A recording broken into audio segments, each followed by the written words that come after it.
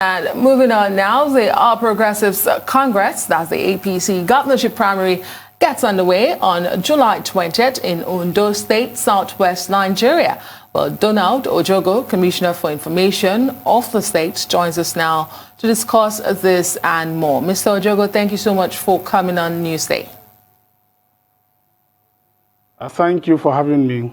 Well, a lot has happened since the last time you were on the show last week. For instance, the Chief Judge of the state has refused or declined to set up a probe panel into the impeachment process for the Deputy Governor. What's the State Governor's reaction to this development? Well, you know, democracy strives on the tripod of the three arms of government: the judiciary, the legislative arm, and the executive. In this case, this instance that you have cited, the executive arm does not have a role to play, and we must get that clear. The judiciary, through the Chief Judge of the state, had written to the Speaker of the House of Assembly, who is the head of the legislative arm, pointing out certain issues. And I'm sure that there is no need, if at all, for the executive to be involved. So the issues that were pointed out by the CJ, well, we ordinarily shouldn't have been privileged to even get to know. But since they are in the public domain, they are now subject to debate and discussions. So those issues that have been raised or pointed out by the Chief Judge of the state in form of observations have already been communicated to the state legislative arm. And I'm sure that these things are already being attended to. Well, sir, this is all just extremely shaky to be happening just 3 months before the elections. How do you see this affecting the remaining few months that are left of this current serving administration? It's not an abnormal situation. During political periods and seasons like this, you definitely know that the heat will be on the polity, and every political practitioner is expected to play one role or the other. And the cumulative effect of these roles people play individually will tend to shake up the polity, as you have inferred. So there is nothing unusual. If at all, I know that politicians are even enjoying this season.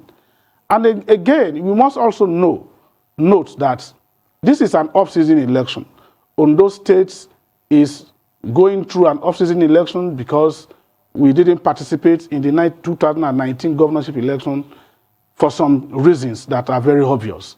So all eyes are focused on the states. Everybody is now ready to look at what is happening in Ondo State. So attention is not divided as far as electoral focus is concerned. And that could also be the reason people think that there is a heated polity. It is not heated at all. I just came from Akure this morning. The town is calm, but individuals, as they play the game, may tend to heat up the polity. But I'm telling you today, not just as spokesperson of the government, but as an indigene of the state and as a resident of Akure, the state capital, everywhere is calm. Well, you say it's not heated up, but does it bode well for Mr. Governor when his one-time allies and friends and associates are all turning against him? And he doesn't seem to be making reconciliation efforts. Well, any that we know of.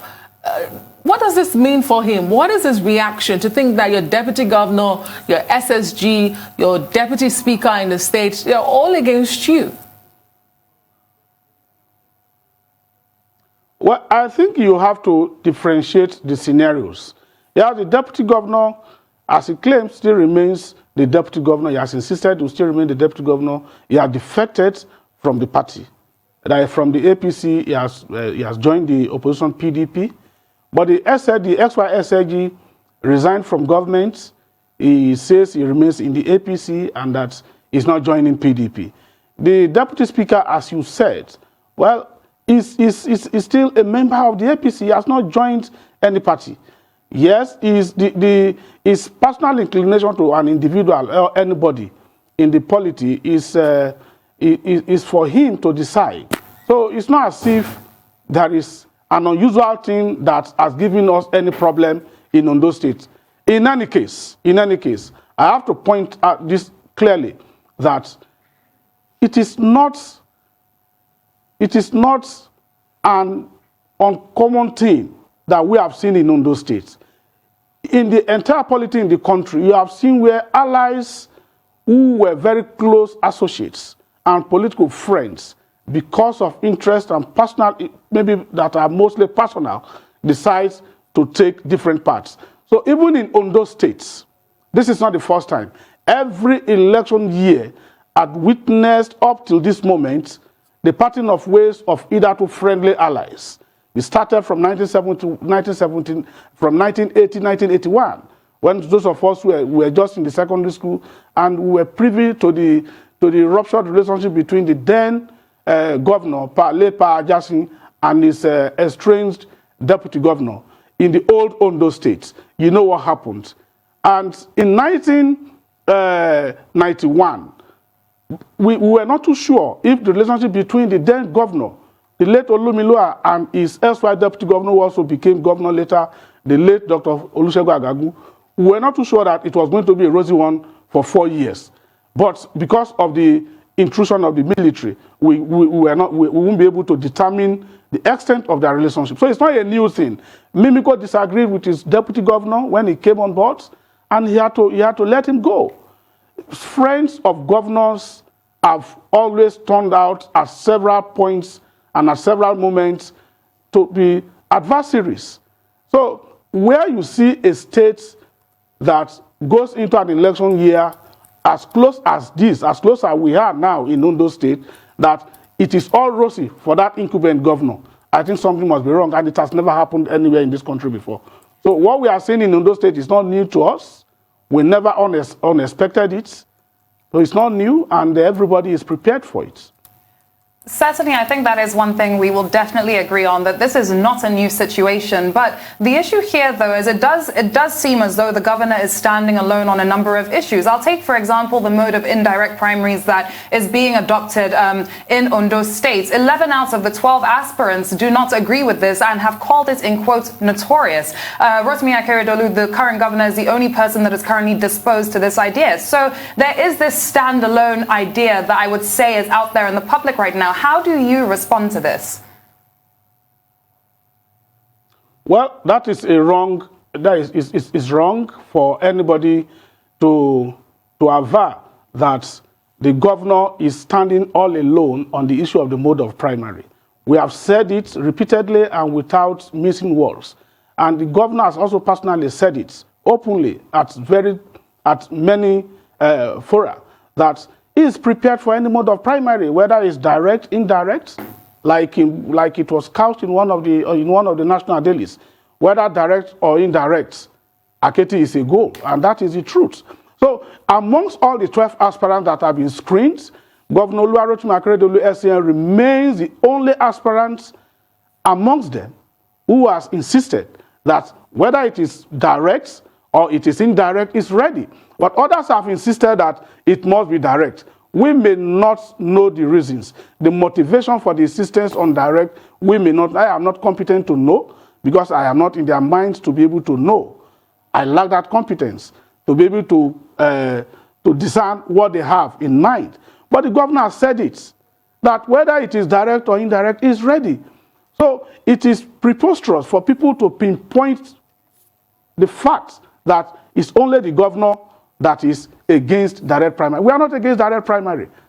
In any case, if it comes, we are gladly going to accept it, and we are gladly going to go into the contest, and it will for once stamp the issue of leadership in the state as far as the APC is concerned. And let me also say this. I failed to answer one leg of your question, whether the governor had not done well in terms of reconciliation. He has done what is humanly possible within his capacity to ensure that the party is brought together. You recall that sometimes last year, around this time last year, around June or July last year, the national leader of the party was in Ondo State with some other Southwest leaders of the party to reconcile all the aggrieved leaders. there was a meeting that there was about 2 sessions that held that same day. But from that moment, there were issues that ought to have been followed up. And as a result of that, some structures were put in place to also midwife the reconciliation. It is on record that those who have found themselves in what we call the Unity Forum that is currently disunited found that those structures are unacceptable, and to the extent that they also poured invectives and started insulting elder statesmen like the former governor of Osun State and the pioneer acting chairman of the APC, Bisi Akonde. That is to tell you the extent of desperation on the part of those who insist that they must run. Not only those who insist that they must run, but on the part of those who believe that peace and prospects and unity in the APC was not likely going to serve their very personal interest. So you have done so much to ensure that the people are brought together. Thank you for answering that, because I was going to bring it back to you, and also just chip in to say, because we have seen incumbents who fail to pick up a second-term ticket from their party, or incumbents who fail to win the election for a second term. And should that be the case here in Ondo State for Governor Rotimi Akeredolu, how best would he want his administration to be remembered? I mean, consider, I'm asking that because of all these infightings going on. Yes, yes. That your question, I am going to answer in a very concise manner. Okay. For a man who has an uncommon grace upon him, he shares his destiny all alone. So those comparisons and analogies that you have brought do not have any role to play in Ondo State. It is not the scenarios you have painted. I know you are talking about Lagos and Edo State.